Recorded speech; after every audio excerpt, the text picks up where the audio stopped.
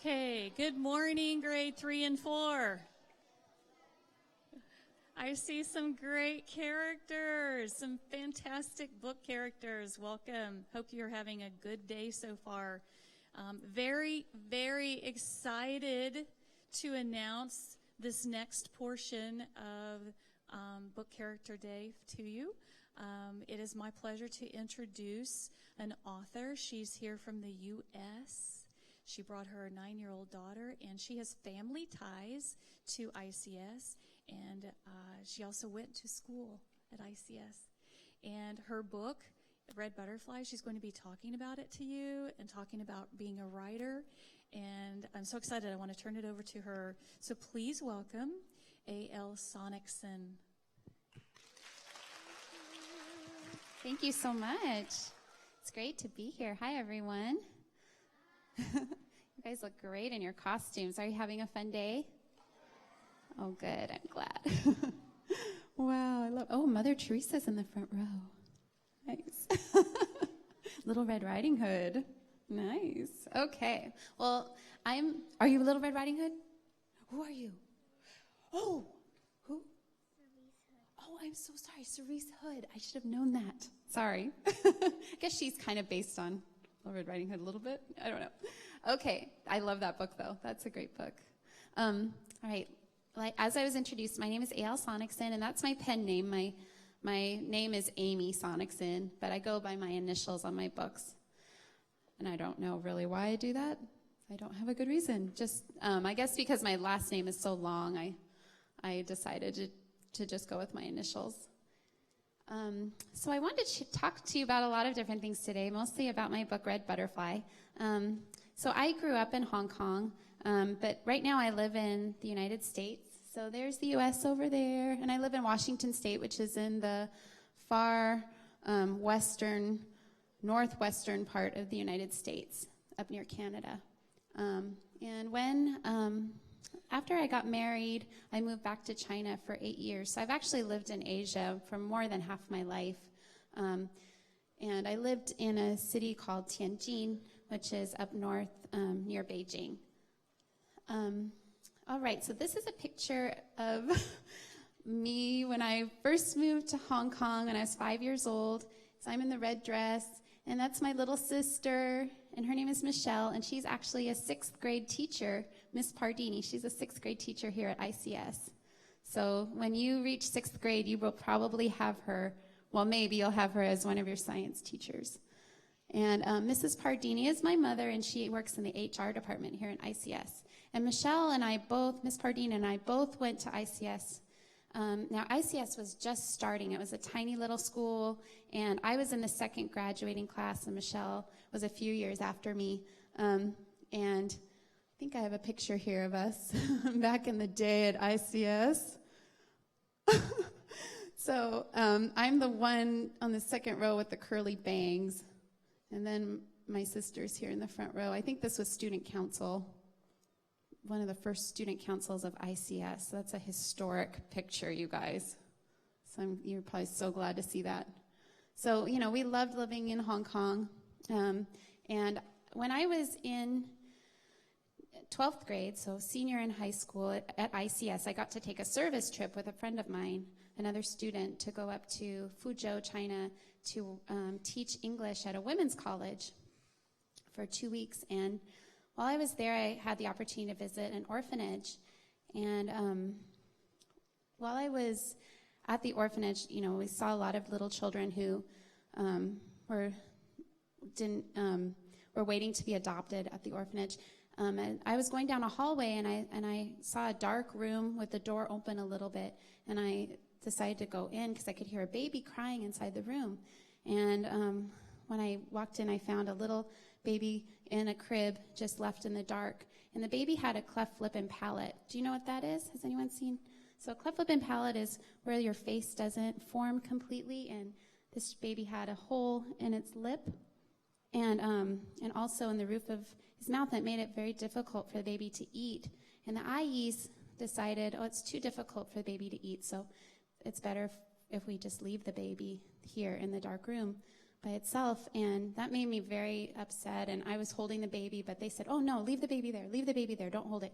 I was only 17 years old. I wanted to rescue the baby, but there was nothing I could really do, so I had to go back to Hong Kong and leave the baby there. But that really made a difference, changed my life, because I started thinking about my life in a whole different way. I decided I want to do something to help the babies in China. When I was 17, that's the way I thought. I want to help the babies. And I want to be able to do more, because as a high school student, I couldn't really do a lot. I couldn't, but I wanted to come back and adopt a baby. So after I was married, after I finished university and I was married, my husband got his master's degree, and after that we left and moved to China together. And he taught at an international school in Tianjin, which is very similar to ICS. And immediately when we got there, I wanted to go and help at the orphanage. So I signed up to be a volunteer, and I started going there. And a few weeks after I started going to the orphanage, I saw a little baby in a crib who looked almost exactly like that baby that I saw years before when I was in high school. Baby also had a cleft lip and palate. I thought, oh, I would love to adopt that baby. I would love to bring that baby home, but I was only 24 years old, and in China there is a law that to adopt you have to be 30 years old. And so I thought, no, I can't. That would just be too long to wait. I can't do that. But then I watched the little baby get very sick, and she started to lose weight, and she stopped crying, which is not a good thing. Like, we often think like, oh, if a baby doesn't cry, that's better, right? Like, it's not good for babies to cry, but actually babies, when they cry, they're letting people know that they need something. If they stop crying, sometimes it's just showing that they give up. Like, no one's going to come and help me, so I'm not going to cry. There's no reason to cry, right? Does that make sense? So she had stopped crying. She was lying in her crib and not really doing anything. And so I went to the orphanage director. I was worried about her. I went to the orphanage director and asked if I could bring her home for a little while till she could gain weight and be stronger. Orphanage director said, sure, yes. So wrapped her up in a blanket and gave her to me that very day. I wasn't expecting that. I wasn't expecting to bring the baby home that day. And my husband did not know I was bringing a baby home, and he was at camp, because at our school in Tianjin, they went to camp sometimes. So he was away with his students at a camp. He came home from camp, and we had a baby. I said, surprise, we have a baby. He was very surprised. So I think he knew that this is what I really wanted to do. So I thought, we'll keep the baby for a few months. We named her Olivia. We'll keep her for a few months, and then we'll take her back to the orphanage. Well, a few months went by, and we did not want to take her back to the orphanage because we fell in love with her. And so we ended up foster caring for her for 7 years until we were old enough to adopt her. And then through that process, I learned a lot about adoption in China. I learned a lot about foster care, and that's what gave me the expertise to be able to write this fiction book that I wrote, Red Butterfly, because I'd gone through all those experiences. So a lot of what happens in my book springs out of the one-child policy in China. I don't know if you have learned about this or heard about it. I know it's been in the news a lot lately because now China government is allowing families up in mainland China to have 2 children, and not just one. But this is probably one reason why there are a lot of children that ended up in the orphanage, because their family could only have 1 child. And so if they were a second child, or if they had any sort of problem like a cleft lip and palate, then parents were a little worried about that. All right, so here I am in China back in the day, a long time ago now. I'm pregnant, riding a bike. I loved to ride a bike when I was in China, and that's how I mostly got around. I think in Tianjin now, I've heard most people have cars and nobody rides bikes anymore, which I think is sad, because I loved to ride my bike around because it was a very flat city. It's not like Hong Kong. It's just very, very flat, so it's really easy to ride your bike. And I'd always put all my children on my bicycle, all my groceries, and ride around. So it was pretty fun. And there we are. This is my family, some of my family. This is a long time ago. This is a Forbidden City we were visiting, and that's my husband and my daughter. Our daughter, Olivia's there. She doesn't look very happy in this picture. I probably should have picked a different picture. But she is probably tired, but she's now in 8th grade. I think I have another picture there. This is a more recent picture. So she is in 8th grade, 14 years old, and then my son is a 6th grader, and my daughter Anna, who's visiting here with me this time. I take turns bringing my kids. So 4 years ago, I brought Olivia. 2 years ago, I brought Gabe. And this year, I'm bringing Anna. And then I have Sophie, who's in first grade, and then Naomi, who's at preschool. And so I'm going to bring my last two girls with me another time to Hong Kong to visit. So those are my 5 kids, which is a lot of kids, right? But good. Yeah, it's great. I love having a lot of kids. Okay, so Tianjin, I'm going to talk a little bit about that because Tianjin is where I've based my book, and that's the setting for my book. So Tianjin, the Great Wall of China, there's a part of the Great Wall of China that runs through the northern part of Tianjin, not the city, obviously, but the bigger district.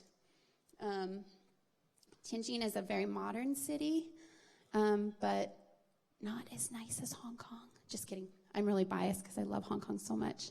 But it's called Heaven's Gate. It got its name from Heaven's Gate because it's right near Beijing, and the canals go into Beijing. So it was kind of the gateway city to Beijing back when the emperor lived in Beijing. And it has 12 million people, so it's a little bit bigger than Hong Kong. There's my main character of my book. Her name is Kara. And Kara has a kind of sad story, but it's a good story. It has a happy ending. So I don't know if any of you would like to read this book. I think you all could read it. My book is for kids your age. She is 11 years old, and when she was a tiny baby, she was left outside an apartment building because she was born with no fingers on her right hand. She just has 2 tiny little nubs of fingers. And so her birth parents decided to try to find a place for her to go. And I think they knew that, well, this is not in the book, but this is what I think happened. I'm guessing her parents knew that there was a lady in the building who might want to take care of her. So they left her there.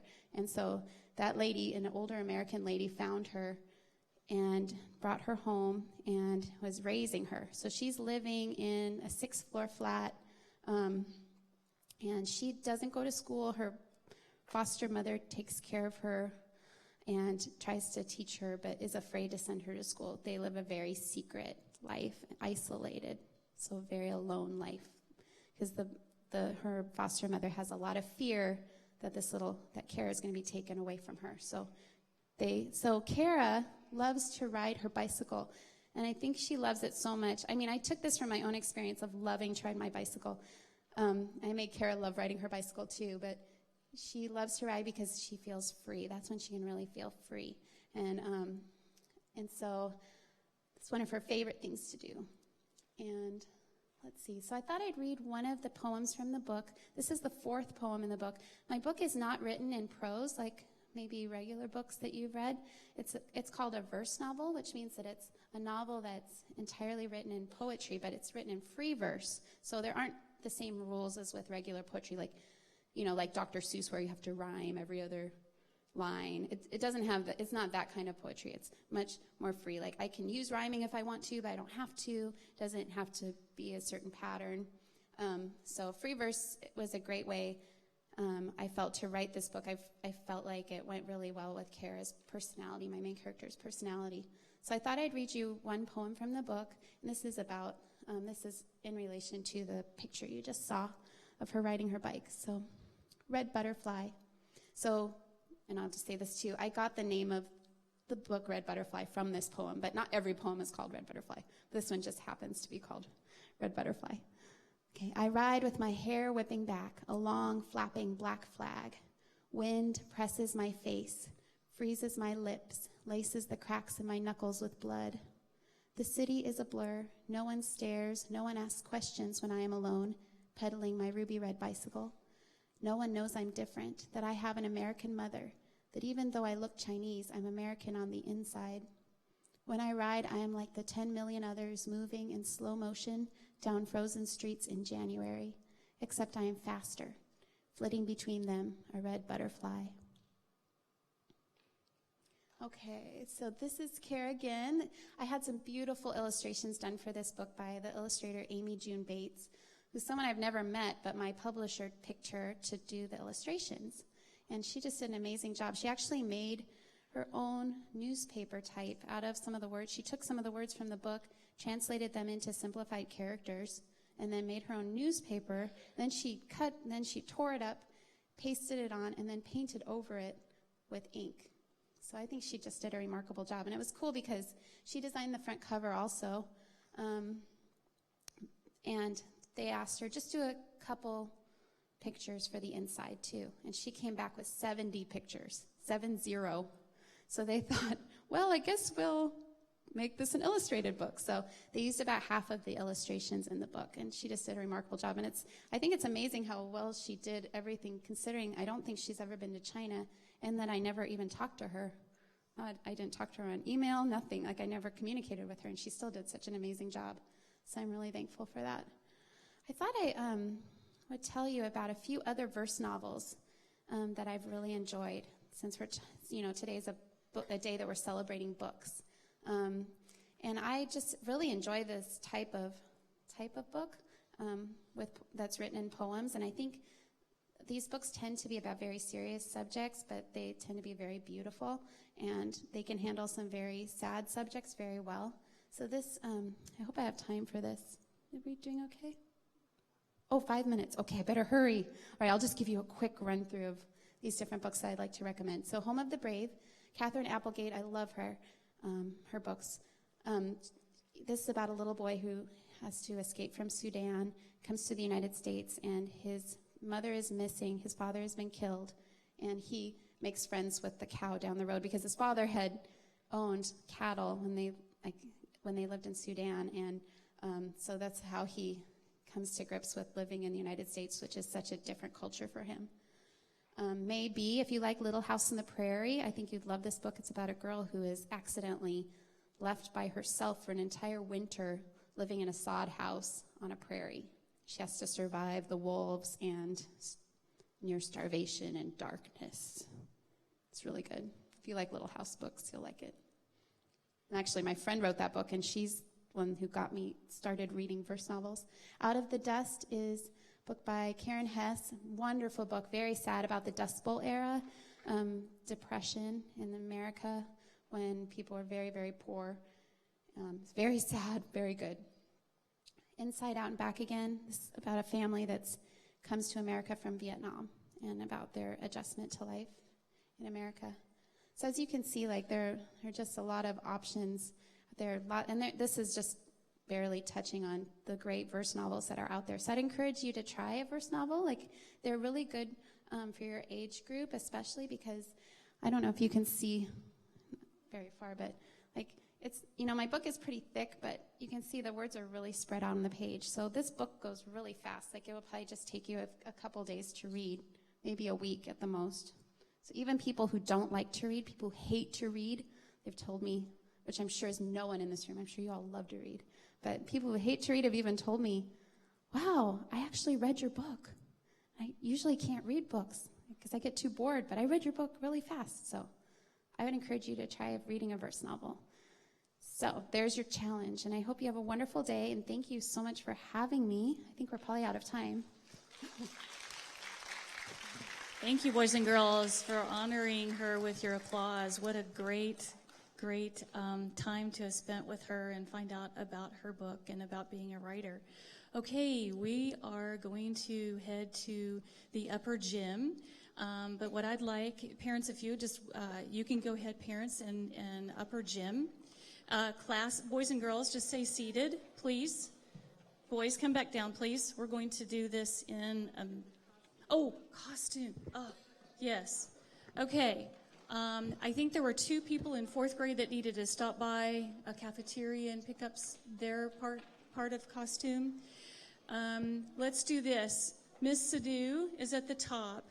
You all are going to be one continuous line following 5th grade, and 5th grade is coming out of the music rooms.